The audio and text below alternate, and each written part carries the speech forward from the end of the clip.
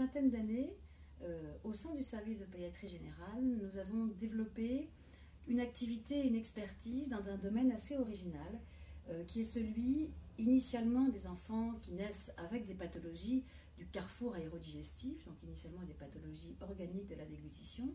Et puis cette idée de carrefour a progressivement évolué vers un regard sur les enfants qui ne peuvent pas ou ne veulent pas ou ont du mal à s'alimenter.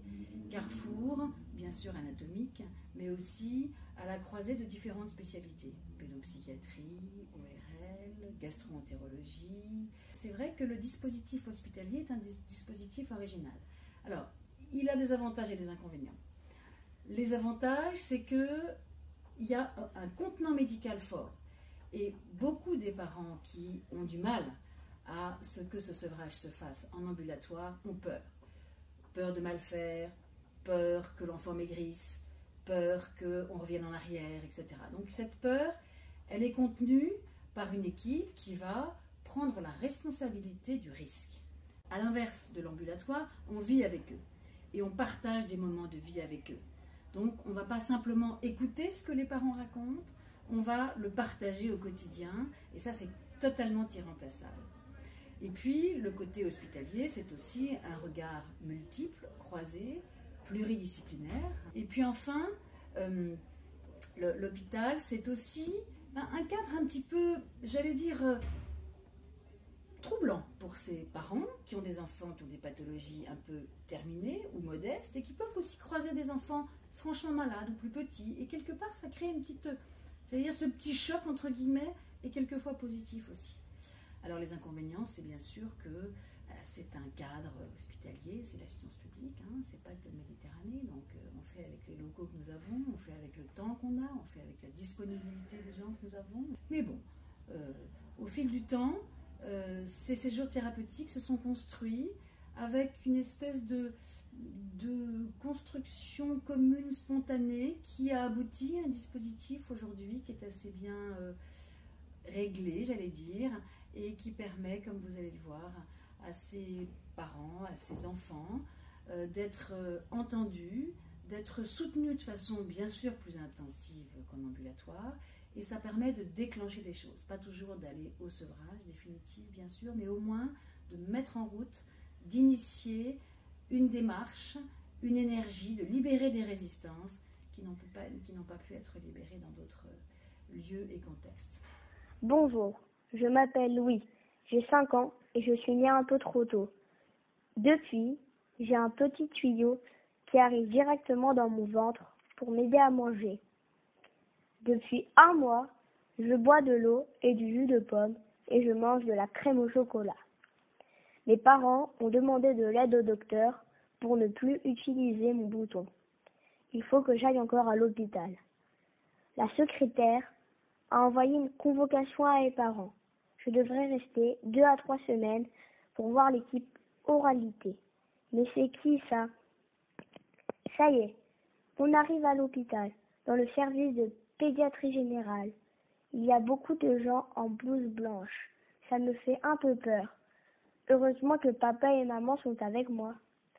Une infirmière et une auxiliaire de puériculture me montrent ma chambre, me pèse, mesure et pose plein de questions à mes parents. Les docteurs viendront me voir plus tard. Je viens de passer ma première nuit à l'hôpital. C'est l'heure du petit déjeuner. Je mange 4 cuillères de ma crème et une gorgée d'eau. Ensuite, maman me passe le lait par la gastrostomie, comme à la maison.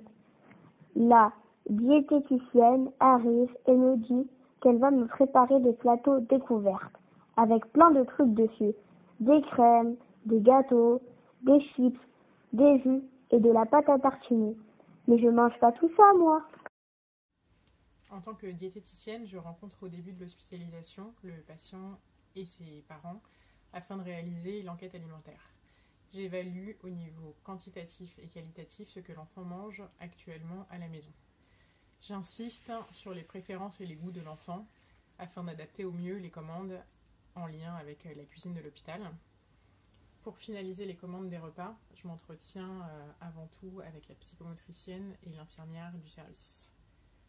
À la demande des médecins, si cela est nécessaire pendant l'hospitalisation, je vais réaliser les ingestats du patient quotidiennement afin d'apprécier au plus juste les apports caloriques pris par l'enfant. À la sortie, je m'entretiens de nouveau avec les parents pour leur expliquer et leur donner tous les conseils d'enrichissement nécessaires dont ils auront besoin à la maison. L'équipe a affiché mon emploi du temps dans ma chambre. Ce matin, je vais voir la psychomotricienne Gaëlle et la psychologue Béatrice dans une salle avec plein de tapis et de super jeux. J'y viendrai tous les jours. Mes parents sont là aussi, assis dans de tout petits fauteuils en train de discuter. Je vais vous parler du travail en binôme, c'est-à-dire c'est un travail associatif à deux psychismes. En l'occurrence, c'est celui de la psychomotricienne et celui de la psychologue. C'est un mode de travail que nous avons mis en place il y a déjà beaucoup d'années, mais qui se révèle très profitable pour les enfants, les familles et pour nous-mêmes. Donc nous continuons. Concrètement, nous sommes dans la salle de psychomotricité. C'est une salle avec des couleurs, du matériel, du mobilier qui est à la hauteur de l'enfant et qui est une invitation à aller à sa rencontre. La psychomotricienne est au tapis, ce qui est assez classique pour une psychomotricienne. Les parents sont dans des petits fauteuils, qui sont en fait des fauteuils d'enfants, à un angle du tapis, mais pas collés au tapis. Et moi, je suis dans l'angle opposé. Ça fait une situation triangulaire, trois pôles qui interagissent dans les deux sens, dans tous les sens. Directement dans des rôles différenciés. La psychomotricienne est impliquée directement avec le bébé, corporellement. Elle l'incite à aller plus avant, à dépasser ses limites, à faire des choses avec elle. Non faire pour faire en soi, mais faire parce que ça a un sens, faire pour découvrir un sens. Et la psychologue de son côté, soutient ce qui se passe au tapis, comme ce qui se passe pour les parents. Question de temporalité. La durée de l'hospitalisation est limitée, les séances sont rapprochées, tout ceci impulse un rythme soutenu qui est un facteur de mobilisation psychique et de changement. Je m'amuse avec d'énormes ballons, des plumes et de la pâte à modeler. Je finis maquillée en chat. Je miaule et goûte le jus d'orange avec ma langue. Autour de la bouche. Regarde, je peux te regarder?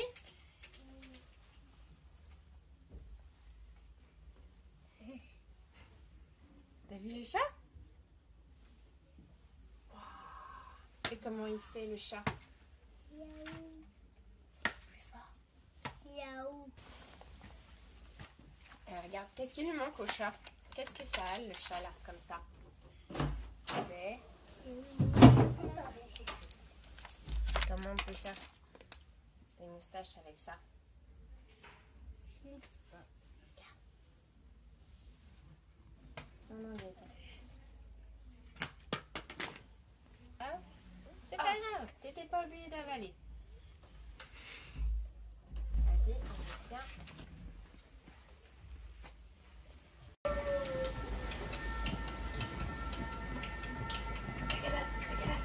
Oula!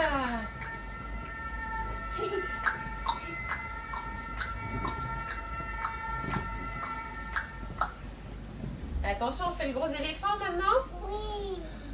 Badam. Badam.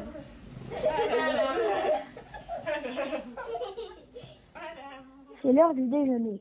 Anaïs, l'infirmière, arrive et reste avec moi. Je découvre un yaourt au chocolat d'une marque que je ne connais pas. Je ne veux pas y goûter, mais j'accepte de le sentir. C'est nouveau et ça me fait peur. En tant qu'infirmière dédiée à l'éducation thérapeutique pour la formation à la nutrition entérale et à la prise en charge des patients présentant des troubles de l'oralité, j'accompagne les enfants et leurs parents lors des temps de repas durant les séjours thérapeutiques.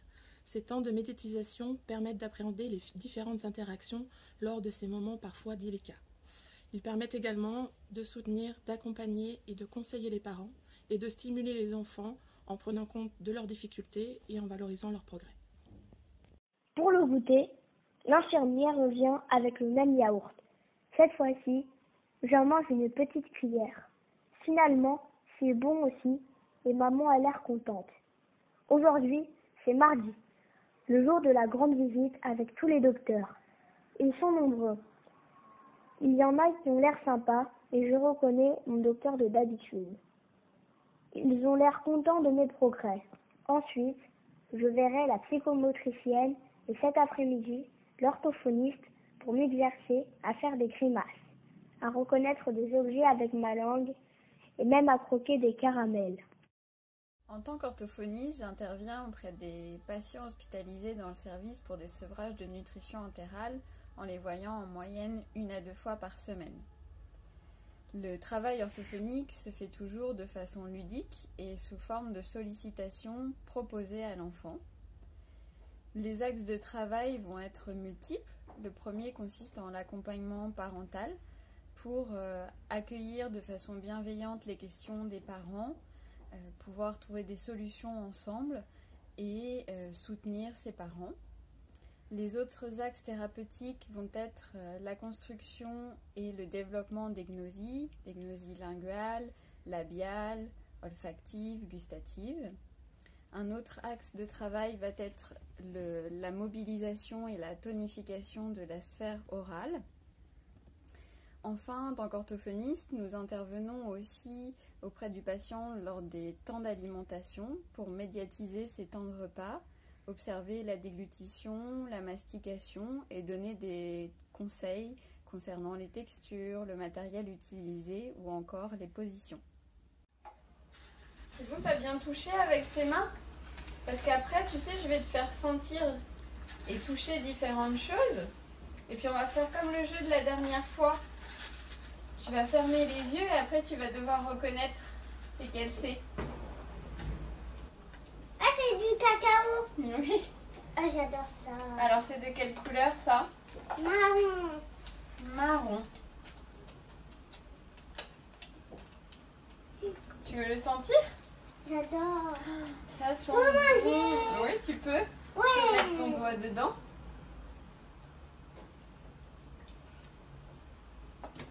Qu'est-ce que ça fait ça dans la bouche comme ça? Ça fond. Ça fond? Ça Et sent bon. regarde, c'est rigolo à toucher, regarde. C'est tout doux? Oui. Nous avons Du sucre. du sucre. Et alors c'est comment ça le sucre? C'est trop bon. Tu veux goûter? Moi, j'ai déjà goûté.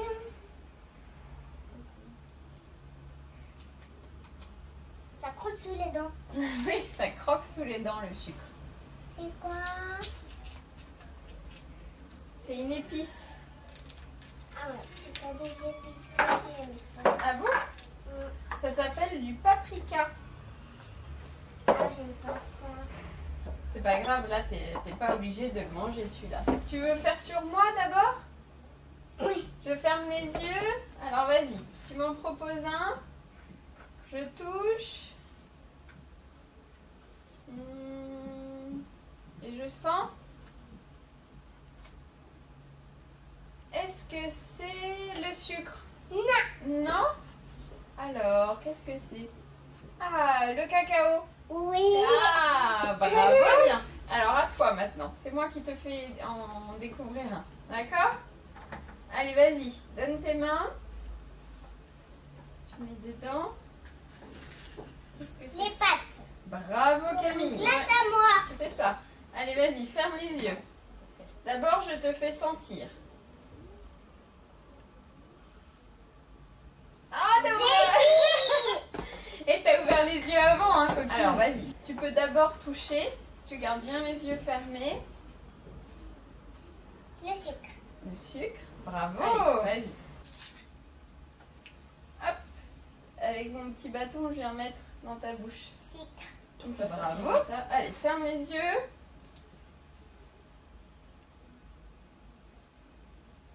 Qu'est-ce que c'est que ça? Très bien. Ça y est, c'est vendredi. La première semaine est terminée. Je rentre à la maison pour le week-end. Après leur réunion, l'équipe oralité est venue me voir pour expliquer le contrat à mes parents. Samedi, à l'anniversaire de mon copain, je ne dois pas amener ma crème au chocolat, mais goûter au gâteau. se tape même dans la main du docteur. Les séjours thérapeutiques s'intègrent dans un programme d'éducation thérapeutique autorisé par la HAS. Durant ces temps d'hospitalisation, des contrats thérapeutiques sont régulièrement négociés avec le patient et avec sa famille. Ces engagements permettent de les responsabiliser en déterminant des objectifs adaptés au progrès de l'enfant. Dimanche soir, de retour à l'hôpital, je raconte comment s'est passé le week-end et surtout la fête d'anniversaire. L'emploi du temps pour la semaine est déjà prêt avec mes rendez-vous. Je pourrais même retourner dans la salle de jeu avec l'éducatrice. C'est le début de la 2e semaine. Le docteur m'a expliqué qu'à partir de maintenant, on n'utiliserait plus mon petit tuyau goûter. Je vais manger par la bouche de la crème au chocolat et boire à la paille un lait au chocolat qui rend très fort. C'est mon nouveau contrat avec le docteur. La psychomotricienne a installé dans ma chambre une feuille sur laquelle on note nos contrats et une autre sur laquelle on marque ce que j'aime manger et ce que j'ai goûté, mais que je n'aime pas. J'aime bien la salle avec les tapis. J'y vais tous les jours pour mes séances avec Gaëlle ou Aurélie.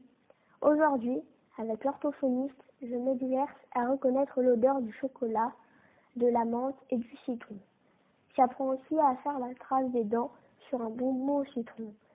Gaëlle est venue me donner mon déjeuner. J'ai bu toute une bouteille de lait au chocolat à la paille et j'ai mangé 7 cuillères de crème au chocolat. Après, on a fait des bonhommes avec de la sauce tomate et de la moutarde. Et j'ai même goûté la sauce tomate. Miam! Deux psychomotriciennes dans le service de pédiatrie générale, ce qui permet de répartir nos interventions en psychomotricité sur les 5 jours de la semaine.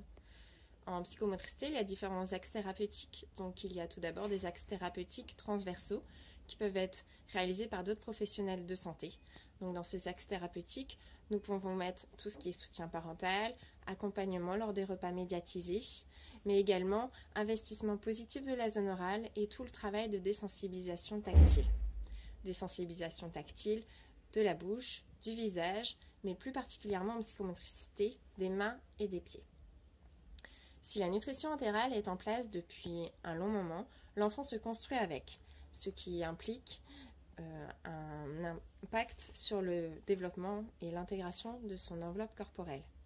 L'intégration du schéma corporel est également altérée, puisque la sonde nasogastrique ou la gastrostomie font partie intégrante de son corps.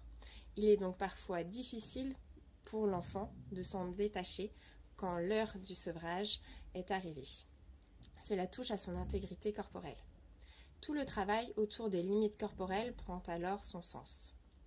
La bouche est souvent réduite au langage, au souffle, et a perdu son rôle d'interface entre le dedans et le dehors.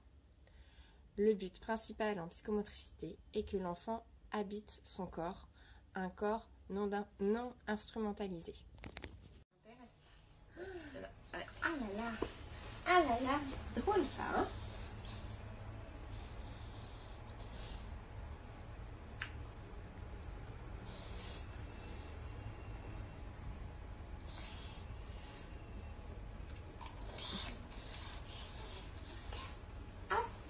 Sur toi.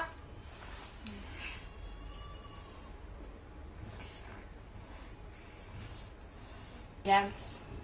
On fait cacher? Regarde. Caché. Oh. Il est où? Il est où le bouton? Il est où? Ah. Oh. Coucou. Ouais. On fait cacher? De l'autre côté? Regarde. Caché. Tiens. Caché.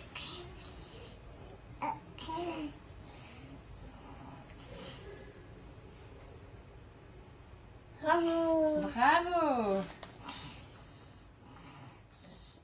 Du coup, tu descends tes mains. Oui.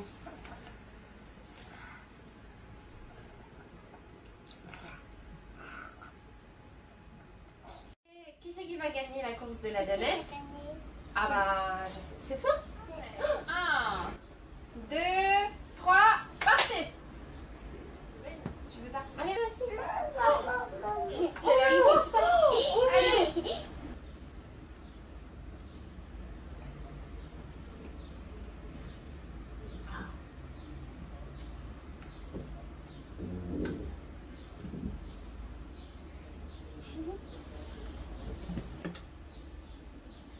Enchanté?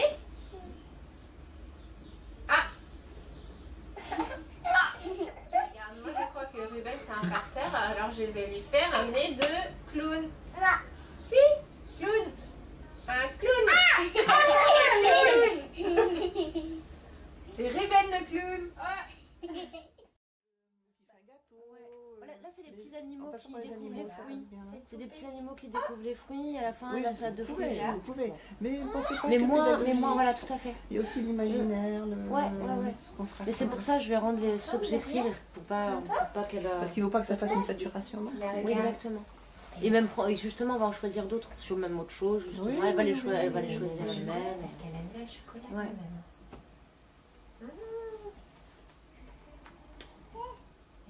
Elle mange du chocolat aussi comme toi. Oh, tu lui prends son chocolat? Oh, t'as raison. Bah oui, c'est bon, hein. T'as vu? On s'est dit non, tu sais qu'on te regarde là. C'est ça, oui. Et on donne encore pour la poupée? On donne pour la poupée?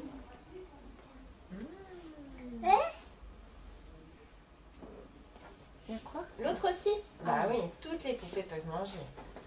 Celles qui ont des petites sangs et celles qui en ont pas. Tout le monde mange ici. Là aussi? Ah bah oui, dans le ventre. Miam, miam. Là aussi? Miam, miam. Et toi? Ah bah oui, il faut montrer aux poupées comment faire. Voilà, championne. C'est bon? Jeudi matin, les docteurs viennent voir mes progrès. On a décidé qu'on utiliserait le petit tuyau que le matin et le soir. Jeudi midi, Anaïs m'apporte un plateau découvert avec une trop belle assiette en forme de circuit. On remplit ensemble quelques cases avec de la sauce tomate, 2 frites, un jus de pomme, de la crème au chocolat et du Nutella. Ce sera comme ça tous les midis et il y a tous les goûters maintenant. Je continue mes séances. On est déjà vendredi et ce soir, je rentre à la maison pour le week-end. Je vais montrer ma belle assiette à mon frère. Il va être jaloux. C'est le début de la 3e semaine. Ce week-end, ça a été un peu difficile. À la maison, je n'avais pas très envie de manger avec l'assiette de midi. Maman va en parler avec Béatrice. Pour ce qui est des permissions de week-end, il s'agit pour l'enfant, pour ses parents, d'expérimenter un retour à la maison en avant-première, à petite dose en quelque sorte. Il est important qu'ils ne se sentent pas lâchés, trop vite de l'hôpital, après une hospitalisation qui était très contenante. Si les choses ont un peu bougé du côté du comportement de l'enfant, si les choses ont bougé aussi pour les parents, dans la compréhension qu'ils ont des difficultés de l'enfant, les choses restent très fragiles. Et chacun peut revenir très vite à ses automatismes. Alors les week-ends représentent une mise à l'épreuve, un retour à la vraie vie qui va révéler les difficultés persistantes, mais aussi qui va permettre aux parents un sentiment de réassurance. Ce midi, c'est l'infirmière qui est venue pendant le repas. Pendant ce temps, maman est sortie faire une petite course. Cet après-midi, je vais prendre mon goûter avec la psychomotricienne après avoir fait de la peinture au doigt. Gaëlle, elle utilise de la repeinture qui colle et qui sent la tomate ou la moutarde. Mardi matin, les docteurs sont passés pour la visite. Aurélie, Béatrice et Gaëlle ont parlé de tous mes progrès et ont décidé d'arrêter le petit tuyau le matin. Pour fêter ça, jeudi, on doit faire un gâteau avec l'orthophoniste et la psychomotricienne. Et après, on dira à maman et à Anaïs de venir le manger avec nous. C'est vendredi. On va tous dans la salle de la psychomotricienne pour parler de mes progrès et du petit tuyau. Oui, j'ai perdu un peu de poids, mais papa et maman ne doivent pas s'inquiéter. Tout le monde me félicite pour mes efforts et les docteurs parlent de mon retour à la maison. Je vais revenir dans 1 mois voir le docteur pour dire comment je vais et savoir si on arrête complètement d'utiliser mon bouton. Youpi, je commence à faire ma valise. Il est prévu que je continue la psychomotricité et l'orthophonie près de chez moi. Aurélie et Gaëlle ont préparé des feuilles pour raconter tout ce que j'ai fait et donner des idées à mes rééducateurs. Maintenant, j'arrive à manger le matin, le midi et au goûter, mais je dois encore travailler et peut-être que bientôt, on pourra enlever le petit tuyau.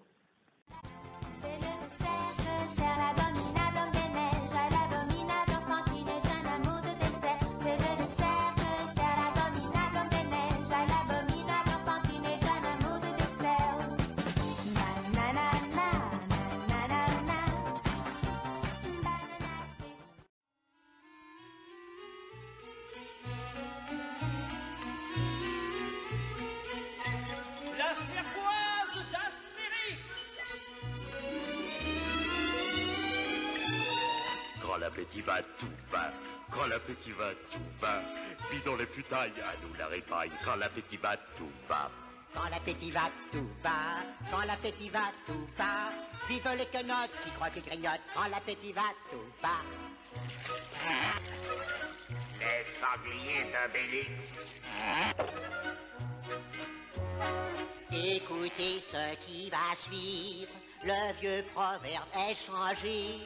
On ne mange pas pour vivre. Il faut vivre pour manger. Quand l'appétit va, tout va. Pour la santé, y a que ça. La pire émotion, c'est quand on a son estomac dans les talons. Les petits points frais, les bons gros, sur un rythme d'Allegro. Pour manger et boire, pour jouer des mâchoires. Quand l'appétit va, tout va. Les os d'Idéfix.